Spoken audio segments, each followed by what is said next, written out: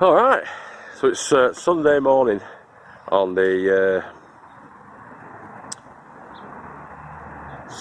5th of January 2020, and we're going to be doing some wood chipping. Mick's made a start on the apple tree, the Bramley apple tree that we're chopping down. It's an old knackered one, so we're going to be chopping that down. He's made a start, we've got some branches, we're making some chips. Alright, see you in a bit. And that's our chipper. Now the trick to this is, the wise man's move is to get your faggots together like that, if you would. Here's Jenny. See you later, mate. And so you're not wasting any energy, put them all in a pile like that, then switch it on, then shred them up. I've already shredded about the same again of the twins you've just seen, and put them in there.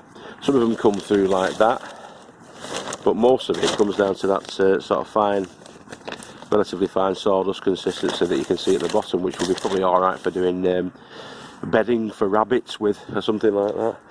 And so yeah, I'm going to finish off doing that, I'll show you. So there it is going, whirling away. Now you can't get really big, sort of wide branches, but something like that's pretty straightforward for it.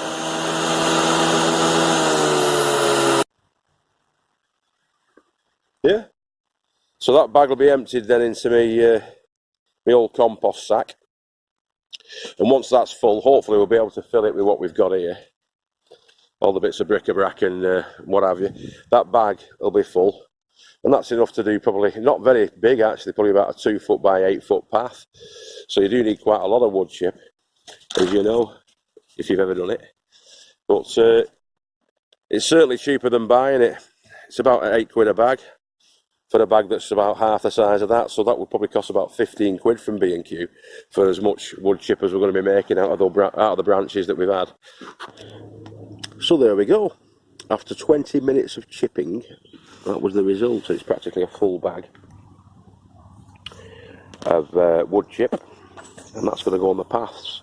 I think what we'll do is we'll prettify some of the lady farmers' paths. We could probably get a couple of paths done with that, and then we've got that big pile over there, which I'm going to liberally spread in different locations around the 2 plots, and see how far we get with it.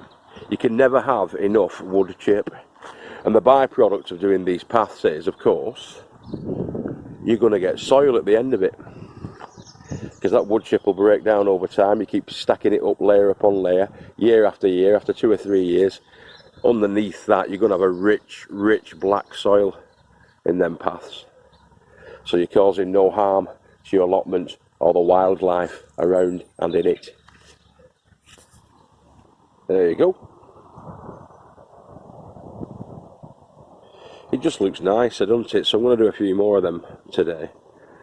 We've got to trim those back as well, the cane ones, the cane raspberries.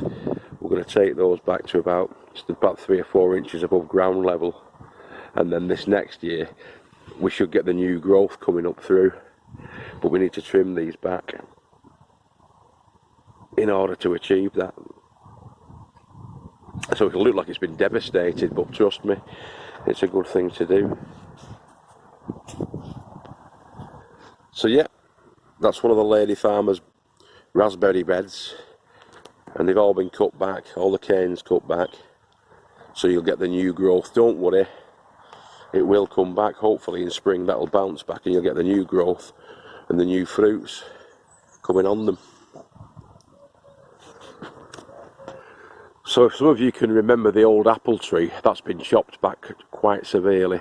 We're going to take it out actually, this cooking apple tree. The lady farmer's mum's got a cracker over at her place. By the time we get to the apples on this, they've either fallen on the deck like that, or the bugs have eaten half of them. And to be honest, we never got a single apple off it this year. So we're taking it out because it's taking up too much space, really, taking up too much space, shading out too much land. and it was getting over the top of that greenhouse as well. So that's going to come out. We're going to put another greenhouse here, you see.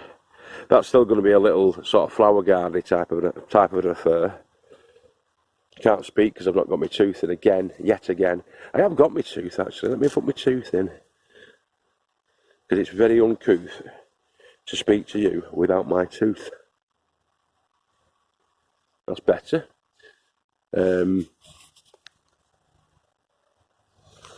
Back to the fun. So there's the tree. Mick's been on this week and he's chopped down about 50% of it, leaving that. So we're going to get that taken out next week. That's what we were using to chip up to get the path in previously. We've picked up another trampoline hoop as well, which is in there. So altogether on my side at the moment I've got three hoops, which will make 6 semicircular tunnel sections like these, but on a bigger scale to create our hoop tent. As I said before, I want it to be the similar style to Mike's polytunnel over there, which it will be.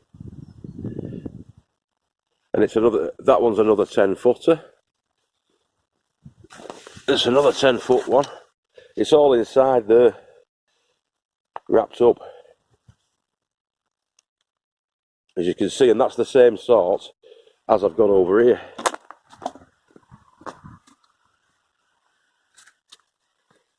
That style. So the 4 semicircular hoops or half hoops will all be like that when it's put together, and that's going to be going over these 2 beds. I've measured that's 10 feet from there to there, so that should be spot on, and we'll get that all hooped up and polyed up, and it'll be back to back with Mix. So kind of a mirror of it, of Mix polytunnel. That's what I want, something like that here. The devil's birds have decimated my kale, as you can see there. In they come, chomp, chomp, chomp. Hardly anything left. They've got to eat, of course, but I mean, look at that. There's a huge forest at the side there. I'm sure they can find something worth a munch in there, but obviously it's like a running buffet for the pigeons over here on these allotment plots. So that's going to come out. I'm going to take that out, salvage what I can and take it out. So that's what we harvested from those little plants that the birds didn't eat, and there's not a lot there really. There's only about 2 or 3 handfuls of the kale. So let's get some chard to go with it. Yeah, get a bit of colour. Yeah, so I'm going to go and get a feed now from that. And just a quick one as a big thank you to everybody for subscribing to us. We're over 1,000 subscribers now. I'm going to be doing a 1,000 sub giveaway shortly. Probably going to be about the end of the month. But trust me when I say that there is one on the way. So I can just say thank you to everybody, all you new subscribers and old subscribers. It's a pleasure having you with us. It's fantastic. When I first started doing the vlogs for the Little Farmer's Farm, it was called Guru Mafinda, the channel, and that was coming up for close to 20 months ago. I think the end of March this year will be our 2 years, so it'll be 20 months, won't it? 21 months ago. And when we first got to like 100 subscribers, I was really, really excited, and I'm getting more and more excited as it's getting bigger and bigger. I never thought that anybody would bother watching a daft get like me, but anyway, happy days. Thanks for tuning in. We hope that we can justify your viewership. We've got a lot of planning, plotting, building and growing to come up this year. We're going to be looking into mushrooms, microgreens. We're going to be doing a big polytunnel made out of trampoline frames. That's coming up. and another greenhouse is going on the little lady farmer's side. So we'll have a polytunnel and another greenhouse on, which will make three greenhouses, a polytunnel, and several covered beds. As you can see, I'll leave you with a bit of a shot of it now. It's not looking too spectacular at the moment, but we're going to be starting off seeds as well to try and get a jump start indoors on some crops, get them growing indoors, and then back end of February into March, we're going to be starting to plant them out or get them into cold frames, which is another thing that we're going to be doing. We're going to be doing some cold frames as well.